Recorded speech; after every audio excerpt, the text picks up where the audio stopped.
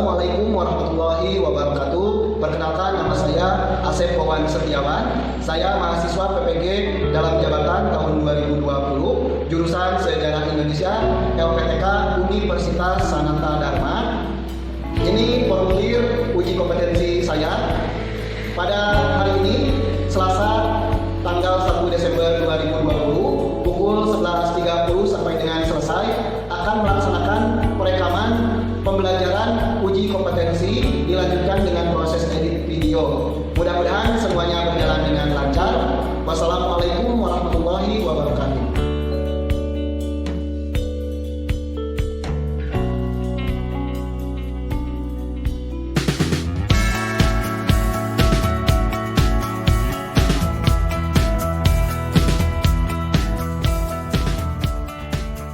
Baik anak-anakku semuanya, selamat pagi, selamat bergabung kembali di kelas sejarah. Selamat pagi semuanya. Pagi, Pak. Pagi. Gimana kabarnya? Sehat semuanya? Alhamdulillah sehat, Pak. Alhamdulillah kalau kondisinya sehat. Anak-anakku, sebelum kelas sejarah ini dimulai, Bapak ingin mengecek terlebih dahulu apakah suara Bapak terdengar cukup jelas bagi kalian? Jelas, Pak. Jelas, Pak. Oke, jadi persiapkan karena kondisi cuaca sedang tidak menentu. Jadi mohon dikondisikan untuk device-nya, untuk jaringannya. Nah, kemudian Bapak juga mengingatkan karena sedang dalam kondisi COVID, mohon kalian untuk tetap mematuhi protokol kesehatan. Sekiranya tidak ada kepentingan yang mendesak, tinggal di rumah. Kalaupun ada kepentingan yang mendesak, tetap kalian mematuhi protokol kesehatan, jaga jarak, dan selalu memakai masker. Bapak harapkan kalian bersemangat karena ini materi terakhir di semester 1 ini menghadapi PAS mendatang. Nah, sebelum kita memulai pembelajaran kali ini, agar semuanya berjalan lancar, Bapak minta Ariel untuk memimpin doa terlebih dahulu. Silakan Ariel. Mari teman-teman kita bersatu dalam doa. Dalam nama Bapa dan Putra dan Roh Kudus. Amin. Semoga kami dapat menerima semua pembelajaran yang diberikan oleh guru kami. Amin. Dalam nama Bapa, Putra dan Roh Kudus. Amin. Amin. Terima kasih Ariel. Baik anak-anakku, Bapak mengingatkan sebelumnya bahwa wali kelas telah memposting kehadiran dan renungan, jadi silakan bagi kalian yang belum melakukan presensi untuk pertemuan kali ini, silakan mengisi dulu presensi karena Bapak tim melihat masih ada beberapa anak yang belum melakukan presensi. Jadi presensi itu penting untuk penilaian aspek sikap juga, kemudian menjadi salah satu bentuk tata tertib di sekolah kita. Nah baik anak-anakku, kita memulai. Bapak ingin bertanya, kita membahas materi tentang apa untuk pertemuan sebelumnya? Ada yang masih ingat? Ada, Pak. Langkah-langkah penelitian sejarah. Oke, Ugi, terima kasih. Langkah-langkah penelitian sejarah. Ada lagi selain itu yang kita pelajari di minggu lalu? Oke, siapa ini? Saya, Pak, Manuel. Oke, Manuel, gimana? Membuat infografi sejarah, Pak. Membuat infografi sejarah, betul. Karena kemarin kalian disuruh untuk membuat infografis. Ada lagi yang masih ingat? Saya, Pak. Gimana? Historiografi. Historiografi. Nah, itu bagian terakhir dari penelitian sejarah. Jadi, temuan minggu kemarin itu membahas mengenai langkah-langkah penelitian sejarah dari mulai pertama pemilihan topik sampai yang terakhir historiografi.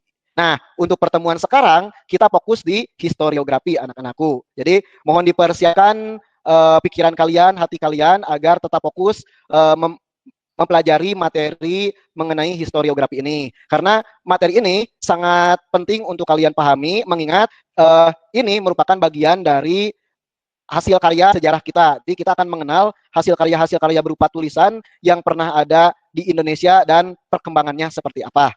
Seperti itu untuk di materi sekarang. Ini anak-anakku semuanya, kita akan membahas materi mengenai perkembangan historiografi di Indonesia.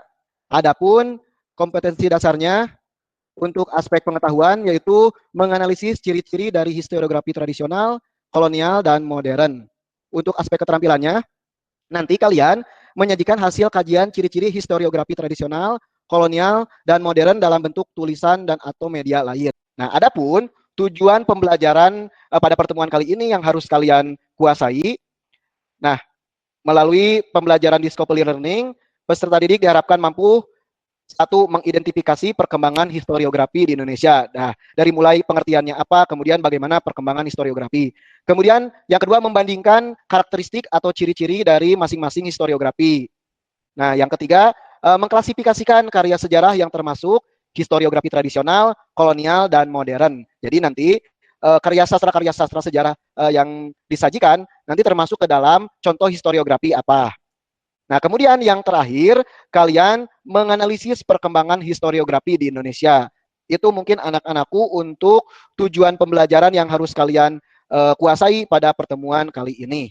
Nah, Bapak berharap kalian tetap bersemangat untuk mengikuti pembelajaran ini karena salah satu materi yang penting dalam mengetahui dan memahami karakter dari tulisan-tulisan yang pernah ada di Indonesia. Bapak ingin mengetahui pemahaman awal kalian mengenai materi historiografi ini. Nah, coba kalian lihat di share screen ini. Sudah terlihat kah? Belum, Pak. Klik di tab baru kalian. Jika menggunakan handphone, tekan tombol home. Kalau menggunakan laptop, kalian tekan tab baru, gitu ya. Nah, kemudian klik joinmyquizzes.com, kemudian masukkan kodenya. Nah, nama kalian, nama asli ya, jangan nama panggilan. Sudah masuk kah? Bentar, Pak. Oke, Andika, Faiz Pak. sudah masuk. Tinggal menunggu yang lainnya. Nah, sudah masuk semuanya? Bapak akan memulainya. Nah, silakan diisi. Konsep Dewa Raja yang ditanyakan. Oke, 19 orang, 20. Satu orang lagi? Siap, kita lanjut. Oke, pertanyaan selanjutnya. 2 orang lagi? Oke, semuanya sudah mengisi. Kita lihat hasilnya. Nah, itu perolehan yang kalian dapatkan. Jadi, Bapak sudah mendapatkan gambaran mengenai pemahaman awal kalian tentang materi historiografi di Indonesia. Untuk itu anak-anakku sekalian, mohon kalian memperhatikan untuk pembelajaran kita ke depan, karena nanti di akhir juga akan ada tes kembali pemahaman kalian mengenai materi yang kita pelajari hari ini. Kita kembali lagi ke materi. Pada pertemuan kali ini, model pembelajaran yang akan kita lakukan adalah model pembelajaran Discovery Learning. Nah, dalam model pembelajaran Discovery Learning ini, ada langkah-langkah pembelajaran yang harus kalian lakukan. Nah, ini. Baik anak-anakku, kita mulai masuk ke materi. Coba kalian perhatikan gambar-gambar yang akan Bapak tampilkan ini. Silakan diamati, diidentifikasi. Boleh lanjut ke gambar kedua? Boleh, Pak. Boleh, Pak. Boleh, Oke. Boleh, Pak. Kalau Ini di screenshot boleh. gambar kedua. Pak, kalau di screenshot boleh, Pak. Boleh. Silakan. Untuk mengetahui secara detail ya, boleh saja, keren kalian. Nah, ini kalian perhatikan dengan seksama meskipun agak tidak jelas ya di gambarnya. Silakan apa yang bisa kalian ambil dari gambar ini. Kemudian ini itu gambar-gambar yang Bapak sajikan. Mudah-mudahan kalian mendapatkan gambaran ya untuk gambar-gambar yang disajikan tersebut. Nah, anak-anakku sekalian, dari hasil pengamatan tadi yang kalian lakukan, kira-kira anak-anakku apa yang kalian dapatkan dari kegiatan mengamati tadi? Terlihat seperti kuno, Pak. Terlihat seperti kuno. Oke. Kata Made, terlihat seperti kuno. Oke.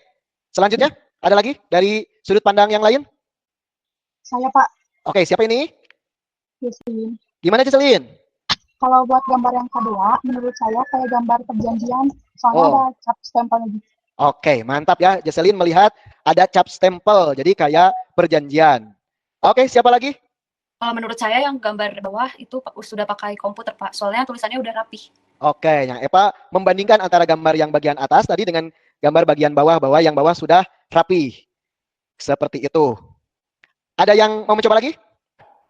Ditulisnya nggak pakai bahasa Indonesia, Pak. Oke, ditulisnya tidak pakai bahasa Indonesia untuk bagian yang atas mungkin ya? Iya. Oke, terima kasih semuanya. Lalu dari hasil pengamatan tadi, apa yang ingin kalian ketahui lebih lanjut berkaitan dengan gambar tersebut? Coba. Kapan tulisan itu dibuat, Pak? Oke, kapan tulisan itu dibuat? Keren, Made. Ada lagi? Kapan jenis tulisan itu berkembang? Kapan jenis tulisan itu berkembang? Oke, dengan siapa ini? Anas, Pak. Anas. Keren. Kapan tulisan itu berkembang? Nah, satu orang lagi deh. Saya, Pak. Siap. Siapa ini? Keisha. Keisha. Gimana Keisha? Saya penasaran, ini kalau misalkan terjadi di kita, kenapa bisa beda-beda gitu, Pak? Oke. Baik. Nah, kalian sudah mulai tertarik dengan gambar-gambar yang sudah ditampilkan, kemudian mulai penasaran dengan gambar-gambar tersebut. Seperti yang tadi oleh Keisha sampaikan, kenapa bisa berbeda-beda gitu ya. Nah, waktu kita membahas mengenai berpikir sejarah, cara berpikir sejarah ya, pada pertemuan sebelumnya anak-anakku, ada salah satu materi yang kita bahas mengenai periodisasi di Indonesia. Siapa yang masih ingat mengenai periodisasi sejarah di Indonesia? Saya, Pak. Oke. Dengan siapa ini, Nak? Dea. Oke. Gimana, Dea? Tapi kalau salah-salah nggak apa-apa ya, Pak? Nggak apa-apa. Yang penting kita mengemukakan pendapat. Berani dulu ya. Silakan, Dea. Zaman praksara. Zaman praksara. Kolonialisme bangsa Barat. Kolonialisme bangsa Barat. Oke. Belum, Pak.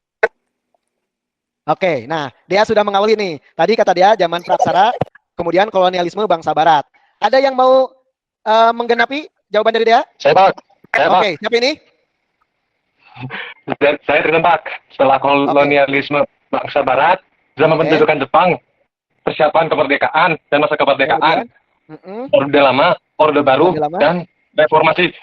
Oke, terima kasih Dea dan Tristan. Kalian luar biasa sekali masih ingat mengenai materi pada pertemuan yang lalu-lalu ya. Jadi untuk periodisasi sejarah di Indonesia, Bapak mengulangi lagi tadi jawaban dari Dea dan Tristan. Ada periode praaksara, kemudian maju ke zaman Hindu-Buddha, kemudian masuk ke zaman kerajaan Islam, kemudian masuk ke kolonialisme bangsa Barat, kemudian setelah kolonialisme bangsa Barat ada pendudukan Jepang, persiapan kemerdekaan, Orde Lama, Orde Baru, serta reformasi. Nah, kenapa Bapak meminta kalian menjelaskan mengenai periodisasi? Karena ada kaitannya dengan materi kita historiografi tadi. Jadi kenapa tulisan-tulisan ini berbeda-beda? Karena periode yang kita lewati, periodisasi sejarah yang kita lewati pun berbeda-beda sesuai dengan zamannya. Jadi setiap zaman menghasilkan sebuah tulisan atau karya tulis yang berbeda-beda. Nah, itu yang membedakan tiap karakteristik dari tulisan-tulisan yang tadi ditampilkan di gambar-gambar.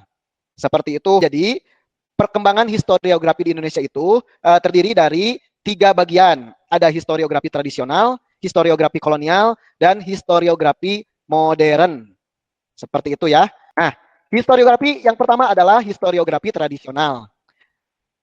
Historiografi ini merupakan tradisi penulisan masyarakat Indonesia setelah bangsa Indonesia mengenal tulisan. Nah, kemudian berkembang antara zaman Hindu-Buddha dan zaman kerajaan-kerajaan Islam. Ini untuk historiografi tradisional. Mohon diperhatikan baik-baik.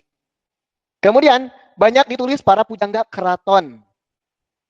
Yang keempat, karya-karyanya bertujuan mengagungkan kedudukan raja atau bersifat politis. Adapun karakteristik dari historiografi tradisional ini, yang pertama bersifat istana sentris. Yang artinya tadi hanya membicarakan unsur-unsur yang berkaitan dengan kehidupan raja dan keluarga raja.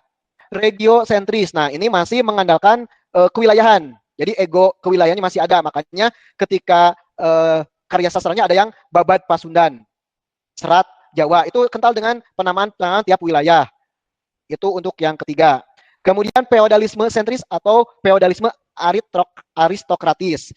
Jadi masih membicarakan seputar kedudukan seorang raja dan istana. Nah, untuk masyarakat tidak dibahas. Untuk poin keempat, yang kelima karakteristiknya tidak bisa membedakan hal-hal yang hayal atau hal-hal yang nyata. Nah, Yang terakhir, untuk historiografi tradisional, sumber datanya sulit ditelusuri kembali. Bahkan terkadang mustahil dan sulit dibuktikan. Karena tidak ada daftar pustaka seperti yang sekarang-sekarang ya. Jadi keberadaan sumber-sumbernya itu sulit ditelusuri. Ini salah satu contohnya. Kita lanjut dulu anak-anakku. Yang kedua ada historiografi kolonial. Nah ini ketika kerajaan Hindu-Buddha, kemudian kerajaan Islam runtuh dan masuk kolonialisme dan imperialisme bangsa barat, maka muncul salah satu bentuk historiografi kolonial. Untuk kehidupan orang-orang Belanda di Indonesia ditulis berlembar-lembar, sementara rakyat tidak dituliskan sama sekali. Karena dianggap memang orang-orang Indonesia itu orang-orang rendah, gitu, orang rendahan. Kemudian yang terakhir, semua untuk kepentingan politik kolonial. Nah, tujuan penulisannya itu untuk kepentingan koloni yang ada di kita, gitu ya. Dia akan terus mempertahankan upayanya dalam mempertahankan kedudukan di Indonesia. Itu untuk karakteristik historiografi kolonial. Nah, ini contoh-contoh gambar berkaitan dengan yang tadi disebutkan. History of Java dan Geschiedenis van Indonesia. Karakteristik yang lain bersifat Indonesia sentris, kebalikan dari tadi ya, Belanda. Ini karena bangsa Indonesia yang menulisnya. Kemudian bersifat metodologis, ada metode-metode tertentu dalam mengkaji peristiwa-peristiwa sejarah yang kelak akan disajikan dalam bentuk tulisan. Bersifat kritis historis. Terakhir, nah ini ada di soal tadi ya, menggunakan pendekatan multidimensional atau multidisipliner. Nah, salah satu tokoh yang memperkenalkan pendekatan ini adalah Sartono Kartodirjo, Sejarah Modern di Indonesia. Nah, multidimensional ini pendekatan pengkajian sejarah dengan menggunakan ilmu-ilmu sosial lainnya. Yang terakhir, mengungkapkan dinamika dari berbagai aspek kehidupan. Jika historiografi tradisional hanya kalangan istana dan raja yang diceritakan, jika zaman historiografi kolonial, orang-orang Belanda yang diceritakan berlembar-lembar. Nah, kalau untuk historiografi modern, itu dari berbagai aspek kehidupan. Dari kalangan bawahnya dituliskan, dari kalangan atas dituliskan, sesuai dengan ketepatan dan menjadi sumber yang otentik, didukung dengan fakta-fakta sejarah yang sudah ditemukan. Nah, anak-anakku sekalian, itu mungkin yang bisa Bapak sajikan untuk materinya. Jika ada yang mau ditanyakan, silakan ditanyakan. Siapa tahu tadi Bapak terlalu cepat menyajikannya atau menyampaikannya. Bapak buka sesi tanya jawab kali ini. Silakan di antara kalian siapa yang masih belum memahami mengenai materi historiografi yang pernah ada di Indonesia ini. Oke, siapa ini? Ponda, Pak. Ponda, silakan Ponda. Gimana Ponda? Historiografi nasional hanya kalangan istana, Pak, yang diceritakan. Oke, keren Ponda. Siapa lagi yang ingin bertanya? Bapak tampung dulu. Aku. Siap. Yohana, gimana Yohana? Aku tuh belum paham yang karakteristik historiografi tradisional. Kan itu ada yang khayal sama nyata. Nah, aku tuh belum bisa ngebedainnya. Oke. Yang khayal dan yang nyata. Satu lagi, silakan. Siapa yang ingin bertanya? Bapak, saya juga mau nanya. Oke, silakan. Kenapa zaman pendudukan Jepang tidak ada peninggalan historiografinya, Pak? Oh iya ya, benar. Keren. Jadi kan Jepang juga pernah menjajah bangsa Indonesia. Nah, tapi dari tadi tidak diceritakan. Oke, siap. Cukup dulu anak-anakku. 3 dulu ya. Pertanyaannya Bapak ulangi tadi dari Ponda. Pertanyaannya, kenapa di historiografi tradisional hanya kalangan istana yang diceritakan? Gitu. Kemudian dari Yohana, berkaitan dengan karakteristik historiografi tradisional yang membedakan antara yang nyata dan yang hayal, gitu ya, Yohana. Kemudian dari Cynthia, yang terakhir berkaitan dengan, nah, di zaman pendudukan Jepang, kenapa tidak ada contoh historiografinya? Oke, anak-anakku kalian keren-keren sekali pertanyaannya. Nah, tapi sebelum Bapak jawab nih, di antara kalian, siapa yang mencoba ingin menjawab? Tadi dari 3 pertanyaan. Bapak kasih poin 5 poin untuk KD 3.5 bagi kalian yang mencoba menjawab. Nggak usah takut salah. Yang penting mencoba. Ya, prinsipnya mencoba dulu. Saya Pak. Yang pertanyaan pertama Pak. Oke. Gimana? Yang kalau menurut saya yang menulis historiografi tradisional itu kan pujangga yang bekerja di sana. Nah, jadi menurut saya dia akan menceritakan kebaikan-kebaikan raja dan keluarga raja gitu, Pak. Oke, keren Ariel. Siap. Oke, Raymond, gimana Raymond? Untuk pertanyaan ketiga mengenai kenapa zaman pendudukan Jepang tidak ada peninggalan historiografinya. Nah, menurut saya, gimana Raymond? Karena Jepang tuh hanya sebentar menduduki wilayah Indonesia, yaitu cuman 3,5 tahun. Jadi tidak ada peninggalan berupa tulisannya, gitu, Pak. Oke, mantap nih. Ada Raymond. Kita akan bahas ya, perkuat lagi. Jadi pertanyaan pertama yang disampaikan oleh Ponda berkaitan dengan historiografi tradisional hanya kalangan istana yang diceritakan. Nah, tadi yang disampaikan oleh sudah benar karena sifatnya politis ya, bersifat politis. Jadi si Pujangga sebagai penulis dari historiografi tradisional ini diminta untuk menceritakan atau menulis tentang keagungan-keagungan raja. Nah, tujuannya itu adalah biar wibawa raja di mata rakyatnya itu tetap terjaga gitu ya. Jadi digambarkan raja seperti memiliki kekuatan sakti gitu ya. Ada seperti yang ditulis di prasasti, telapak kaki Gunawarman seperti titisan dari dewa. Nah, itu tujuan dari historiografi tradisional bersifat politis yang tujuannya mengagungkan kedudukan seorang raja. Itu penguatan yang pertama. Kemudian tadi yang disampaikan oleh Raymond berkaitan dengan pertanyaan Cynthia Angel ya. Jepang tidak menghasilkan historiografi. Nah, betul yang disampaikan oleh Raymond, hanya sebentar selama 3,5 tahun, ditambah tujuan Jepang datang ke Indonesia pun mempersiapkan perang Asia Pasifik. Jadi wajar kalau pendudukan Jepang tidak menghasilkan berupa historiografi. Itu. Kemudian yang terakhir, membedakan antara yang nyata dengan yang hayal. Jadi antara unsur fiksi dan unsur fakta itu tidak bisa dibedakan. Nah, kenapa bisa begitu? Wong yang nulisnya pun Pujangga, dia akan menceritakan dengan gaya kesusastraannya, dengan gaya sastranya. Jadi dia akan melebih-lebihkan tulisan.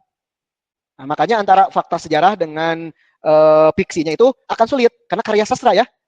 Karya sastra seperti prosa, sajak, seperti itu. Jadi kita tidak bisa membedakan mana unsur yang fakta sejarah, mana yang fiksinya. Nah, tapi kok Pak bisa dipakai untuk sumber sejarah di masa sekarang? Bisa, karena hanya itu sumber-sumber yang bisa digunakan untuk mengkaji atau merekonstruksi peristiwa-peristiwa pada masa kerajaan-kerajaan. Seperti itu anak-anakku untuk pertanyaan-pertanyaannya. Nah, karena waktu juga Bapak cukupkan sekian untuk aktivitas sinkronusnya. Sekarang kita beralih ke aktivitas asinkronus. Nah, aktivitas asinkronus itu kalian silakan berdinamika kelompok, mengerjakan LKPD. Ini anak-anakku semuanya LKPD yang harus kalian kerjakan secara berkelompok. Kalian bisa melihatnya di Google Classroom. Nah, ada yang mau ditanyakan dulu sebelum kita akhiri sesi pertama ini? Jelas, Pak. Jelas, Pak. Jelas. Cukup jelas ya. Semangat anak-anakku, kalian berdinamika kelompok sekarang. Bapak tunggu 25 menit, cukup anak-anakku? Lebih dari cukup, Pak. Cukup, Pak, cukup. Oke, kerjanya silakan berkolaborasi, efektifkan waktu pengerjaannya. Kita akhiri sesi pertama ini. Selamat siang. Yang Pak.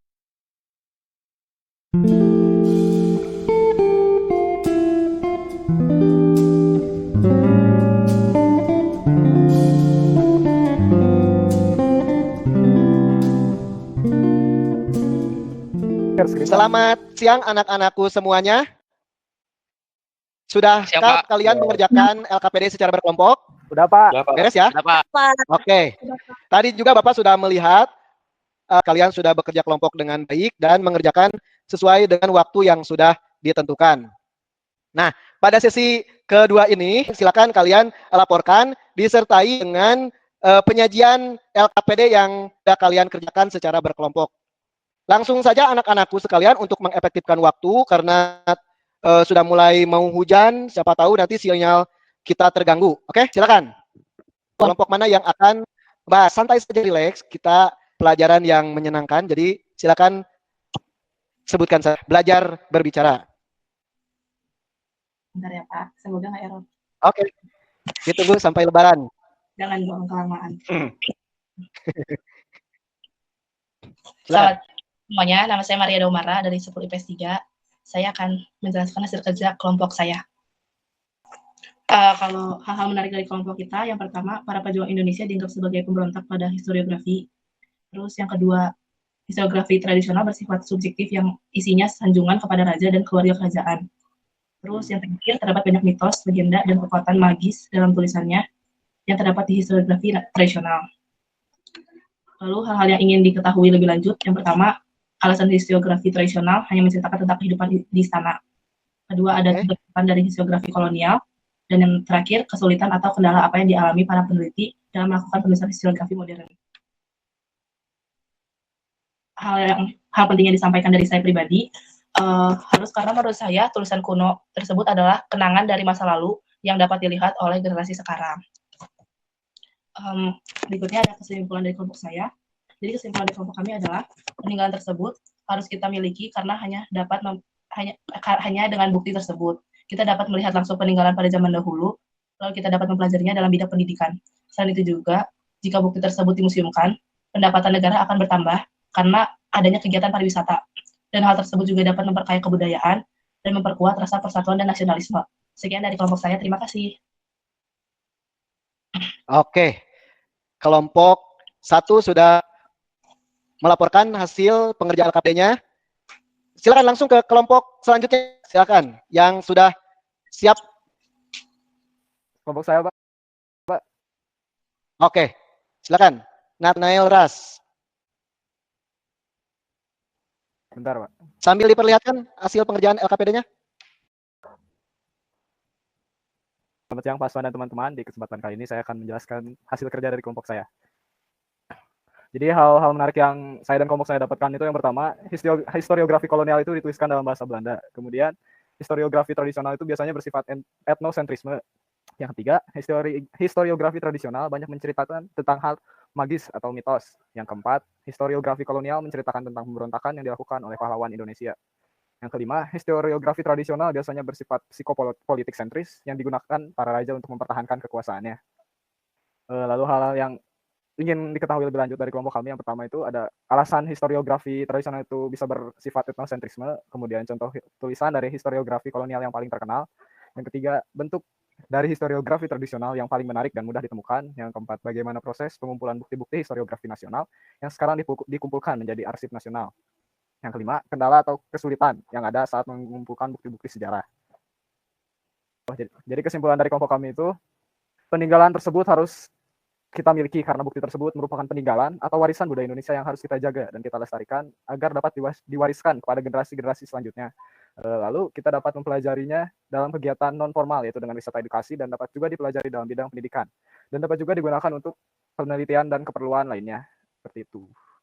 Kelompok terakhir, silakan kalian, siapa perwakilannya untuk... Siapa ini? Petrus. Silakan Petrus, ditampilkan apa saja yang sudah kalian kerjakan. Perkembangan historiografi di Indonesia dari kelompok kami. Yang pertama, hal-hal menarik yang didapatkan. Yang pertama ada para pejuang di Indonesia dianggap sebagai pengkhianat pada historiografi kolonial. Lalu yang kedua, historiografi tradisional berisi sanjungan kepada raja dan keluarga kerajaan. Ketiga, historiografi tradisional bersifat etnosentrisme. Lalu yang keempat, banyak istilah dari bahasa Belanda yang diindonesiakan di dalam historiografi nasional. Lalu yang terakhir, historiografi kolonial ditulis dalam bahasa Belanda dan bersifat Belanda sentris. Hal-hal yang diketahui lebih lanjut, yang pertama, alasan historiografi tradisional bersifat istana sentris. Lalu yang kedua, contoh tulisan dari historiografi modern. Yang ketiga, kesulitan atau kendala apa yang dialami para peneliti dalam menemukan bukti-bukti historiografi. Keempat, bagaimana proses penyerahan bukti-bukti sejarah Indonesia yang diambil oleh Belanda. Lalu yang kelima, bagaimana jika historiografi tradisional ditemukan dengan keadaan sudah tidak utuh. Lalu kesimpulan dari kelompok kami, jadi kesimpulan kelompok kami adalah peninggalan tersebut harus kita miliki karena hanya dengan bukti tersebut kita dapat melihat langsung peninggalan pada zaman dahulu yang harus kita jaga dan lestarikan agar bukti-bukti tersebut tidak hilang. Dan putar seiring berjalannya waktu, lalu kita dapat mempelajarinya dalam bidang pendidikan. Kegiatan pariwisata edukasi juga dapat dilakukan dan memperkuat rasa persatuan dan nasionalisme. Sekian dari kami. Siap, terima kasih Petrus dari 5 kelompok yang sudah menyajikan atau menyampaikan hasil laporannya. Tadi berkaitan dengan perlunya mengambil kembali peninggalan zaman Hindu-Buddha yang masih ada di Belanda dengan alasan untuk meningkatkan kegiatan pariwisata tadi ya.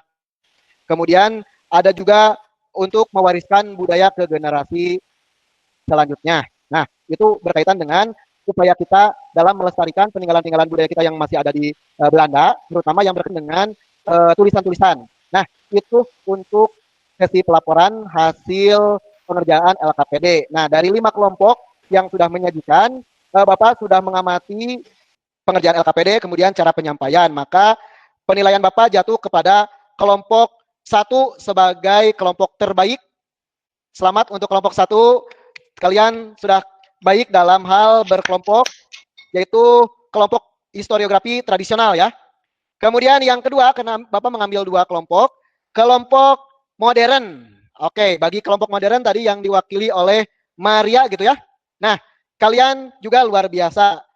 Untuk kelompok lain, kalian revisi lagi hasil pengerjaan LKPD-nya, cantumkan sumber-sumbernya, jangan lupa. Oke, silakan kalian langsung tune in di Google Doc-nya dan mark as done di bagian Google Classroom-nya. Oke, sesi pelaporan Bapak cukupkan sekian. Kita akan ke sesi post-test. Nah, ini tujuannya untuk mengukur sejauh mana kembali pemahaman kalian mengenai materi. Bapak mulai saja ya. Siap, Pak. Oke. Silakan. Kalau bisa bekerjanya dengan cepat. Karena sudah mendapatkan pemahaman. Ayo. 2 lagi. Nah, no problem oriented. Ada prediksi mana? Oke. Pertanyaan selanjutnya.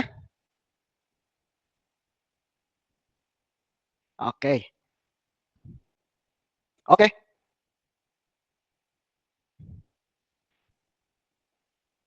Nah, ini pendekatan multidimensional. Tadi sudah dijelaskan. Oke. Ini pertanyaan terakhir anak-anakku. Oke. Semuanya sudah mengerjakan. Kita lihat bagaimana perbandingannya dengan yang di bagian awal. Berapa persen sekarang yang perkembangannya? Nah, jika dibandingkan dengan yang di soal pertama, ini jauh melampaui harapan ya, udah hampir 90% kalian mampu menjawab soal-soal yang sudah disajikan di media kuisis ini. Keren kalian. Anakku sekalian, setelah kalian mengerjakan post-test, kita masuk ke tahap kesimpulan dari pembelajaran pada hari ini. Silakan, siapa yang mau menyimpulkan? 2 orang saja, karena waktu pembelajaran sejarah pun tidak banyak, sebentar lagi. Oke, siapa ini? Maria. Maria, gimana? Kalau dari saya, setelah mempelajari materi interpretasi dan historiografi pada awalnya, saya merasa bingung dengan faktor-faktor penyebab perbedaan interpretasi. Namun, setelah menyimak penjelasan dan dari modul yang saya pahami, saya memahami bahwa perbedaan interpretasi itu merupakan hal yang wajar, selama didukung dengan fakta dan bukti-bukti yang kuat. Oke, 1 orang lagi Saya, untuk mewakili. Oke, silahkan Juan. Setelah saya melihat dan mendengarkan dari Google Meet ini, apa ya, tentang materi ini, saya menjadi paham, Pak, mengapa dalam kehidupan sehari-hari itu selalu ada perbedaan pandangan. Mungkin karena ya setiap orang kan memiliki argumen yang disertai buktinya masing-masing. Jadi selama tidak memakai emosi dalam menyampaikan pandangan itu menjadi sesuatu yang wajar, gitu Pak. Oke, terima kasih atas kesimpulannya dari Maria dan Juan. Jadi cukup ya mewakili keseluruhan kelas kita pada hari ini. Nah, apa yang kalian rasakan setelah kalian mempelajari ini?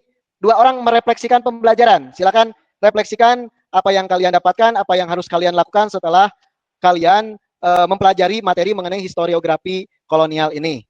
Perwakilannya? Setelah saya mempelajari materi ini, interpretasi dan historiografi, pada awalnya saya merasa bingung dengan kata-kata penyebab perbedaan interpretasi. Namun, setelah penjelasan dari Bapak dan dari modul, saya juga mulai memahami bahwa perbedaan interpretasi itu merupakan hal yang wajar, sama didukung dengan fakta dan bukti yang kuat. Siapa selanjutnya? 1 orang lagi. Saya, Pak. Oke. Tristan, gimana Tristan? Ya, awalnya saya tuh agak kurang ngerti, tapi setelah dipelajari, saya udah memahami penjelasan. Ya, itu penjelasan Bapak cukup lengkap dan rencana pemikiran saya udah gitu aja, Pak. Oke. Itu aja, Pak. Terima kasih anak-anakku semuanya atas kesimpulan dan refleksi. Semoga pada kesempatan kali ini kalian mendapatkan manfaat yang bisa diambil dari historiografi kolonial, historiografi tradisional, dan historiografi modern. Nah, anak-anakku, sebelum kita menutup pembelajaran kali ini, jangan lupa untuk membuat mind map tentang ciri-ciri dari historiografi. Nah, ya, untuk penilaian keterampilan di KD 3.8 ini selain tadi melalui LKPD. Nah, silakan kalian kerja di depan kumpulan. Seperti itu anak-anakku semuanya. Pertemuan kali ini Bapak cukupkan sekian. Ada salah satu ungkapan dari René Descartes, aku berpikir maka aku ada. Nah, dari ungkapan tersebut mengisyaratkan bahwa kita harus selalu berpikir untuk menunjukkan eksistensi kita, terutama dari segi tulisan. Silakan belajar menulislah, tunjukkan eksistensi kita sebagai seorang pemikir, maka kalian ada sebagai seorang manusia. Nah, Bapak cukupkan sekian untuk pertemuan kali ini. Bapak minta Ariel kembali untuk memimpin doa penutup. Silakan Ariel. Baik, Pak. Mari teman-teman dan Bapak, marilah kita bersatu dalam doa. Dalam nama Bapa dan Putra dan Roh Kudus. Amin. Ya Tuhan, berkatilah kiranya semoga apa yang telah dijelaskan dan apa yang telah kami lakukan pada saat pembelajaran sejarah tadi dapat bermanfaat bagi kami. Amin. Dalam nama Bapa dan Putra dan Roh Kudus. Amin. Amin. Terima kasih Ariel, anak-anakku semuanya. Terima kasih. Silakan boleh meninggalkan kelas ini.